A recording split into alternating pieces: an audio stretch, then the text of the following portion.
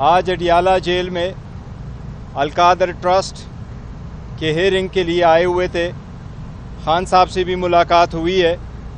आप लोगों को पता है ये 7वां गवाह है जिस पे क्रॉस एग्ज़ामिनेशन इस वक्त शुरू है।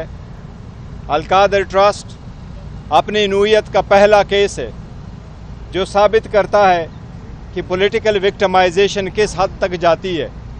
एक ट्रस्ट जिसमें ट्रस्टी का ज़ाती कोई बेनिफिट नहीं होता, और ये इस किस्म का ट्रस्ट था।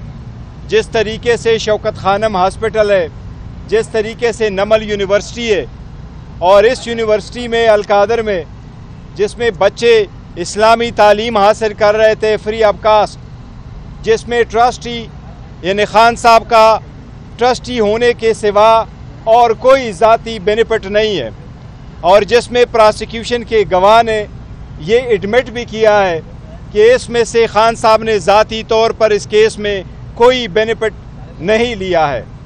इस किस्म के केस हमारे चल रहे हैं। कई घंटे हमें लगते हैं कोर्ट में इंटर होने से। आज आलमोस्ट 1.5 किलोमीटर हमें पैदल जाना पड़ा। हमारी गाड़ियों की भी इजाज़त नहीं दी गई, और इसके बाद हाई कोर्ट भी जा रहे हैं। हाई कोर्टों में भी ये केसेस पेंडिंग है। दूसरी तरफ आपने हसन और हुसैन को देखा जो आलमोस्ट 7 साल बाद पाकिस्तान आए, जिनके ख़िलाफ़ सुप्रीम कोर्ट की फाइंडिंग है, जिसके ख़िलाफ़ जॉइंट इन्वेस्टिगेशन टीम की रिपोर्ट से जिनके ख़िलाफ़ रेफरेंसेस पेंडिंग थे, वो अपने एब्सकॉन्शन आने के लिए कोर्ट ने इजाज़त भी दे दी। वो एक दिन पेश हो गए और दूसरे दिन उनके सारे के सारे केसेस ख़त्म हो गए। ये वो केसेस थे जो कई आशरे पे चलने वाले थे, जिनमें उनके सबूतों की भी ज़रूरत नहीं है, क्योंकि वो एडमिट कर चुके थे उन घर में रहना, और ये एडमिट कर चुके थे कि उन्होंने उसका हिसाब नहीं दिया था कि इसके ख़रीदने के लिए पैसा कहाँ से आया और ये मलकियत किसकी थी।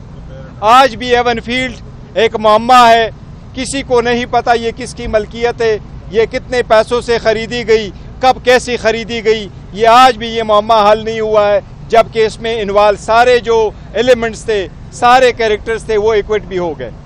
हम अदलिया से ये दरख्वास्त करते हैं कि हमें भी 45 साल इंतज़ार करके फिर ये न कहना कि इंसाफ नहीं हुआ था, ड्यू प्रोसेस नहीं फॉलो हुआ है। आपके होते हुए हम इंतज़ार कर रहे हैं, अदलिया पे एतमाद करते हैं, अदलिया से उम्मीद रखे हुए हैं हमें भी इंसाफ जल्द से जल्द दिया जाए, उसी तरीके से जिस तरीके से इन लोगों को जल्दी इंसाफ मिलता है। जबकि हमारे साथ ज़्यादतियाँ हुई है।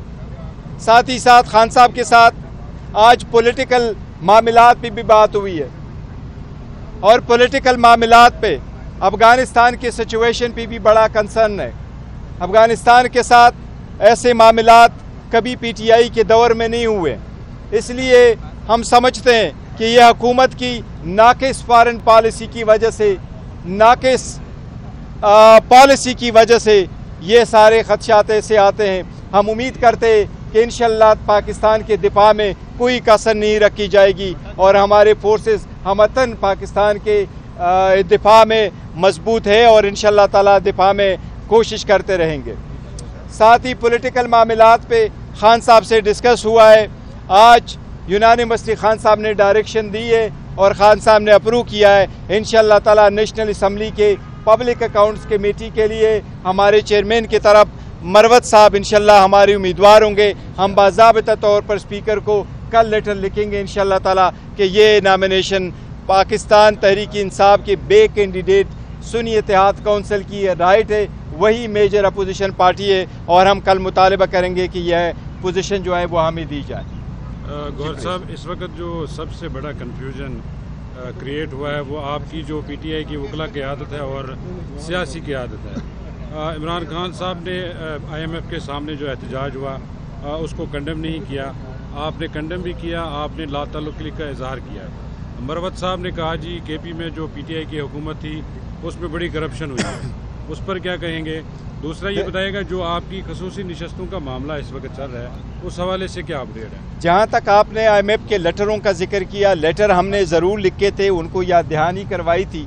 जहाँ तक अमेरिका में प्रोटेस्ट की इजाज़त है, वो ओवरसीज़ पाकिस्तानी अपने मुल्क के मुताबिक अपना पॉलिटिक्स करते हैं। हमने यहाँ से कोई ऑर्गेनाइज़ करके नहीं भेजा है कि आप ऑर्गेनाइज़ करें प्रोटेस्ट। वो अगर अपने तरफ से करते हैं तो हम उनको रोक नहीं सकते। वो पाकिस्तानीज़ है और वो ओवरसीज़ पाकिस्तानीज़ है, वो अमेरिकन पाकिस्तानीज़ है, तो उनके अपने मुल्क के मुताबिक जो पॉलिटिक्स वो करते हैं वो ये उनका राइट है। जहाँ तक रिज़र्व सीट का है, रिज़र्व सीट पे हम सारे मुतफ़िक हैं और मुतफ़िका तौर पर ये हमारा वर्शन है कि आर्टिकल 51 के मुताबिक किसी भी पॉलिटिकल पार्टी को उसकी जीती हुई सीटों से ज़्यादा सीटें नहीं मिल सकती। ये प्रोपोर्शनेट के कानून के ख़िलाफ़ है कि अगर आप वो सीटें लेके हमसे लेकर के उन पार्टीज़ को देके KPK की मिसाल ले ले, KPK में 17 सीटें जीत चुकी थी 3 पॉलिटिकल पार्टीज़, आपने उनको 27 और सीटें दे दी उन पार्टी को जो 17 सीटें इज्तिमाई तौर पर जीत चुकी हैं। इसलिए ये तो लॉजिक भी नहीं मानता, ये कानून और आईन की भी खिलाफ वर्जी है। हम समझते हैं इंशाअल्लाह ताला अदलिया इस पे फैसला देगी, सुप्रीम कोर्ट इसका हल निकालेगी, ये हमारा राइट है और हमें मिलना चाहिए। अगर पाकिस्तान तहरीक इंसाफ की वोमेन की रिप्रेजेंटेशन वहाँ नहीं होगी तो हम समझते हैं ईमान कंप्लीट नहीं है, असम्बली कंप्लीट नहीं है। थैंक यू जी, थैंक यू जी, थैंक यू सो मच।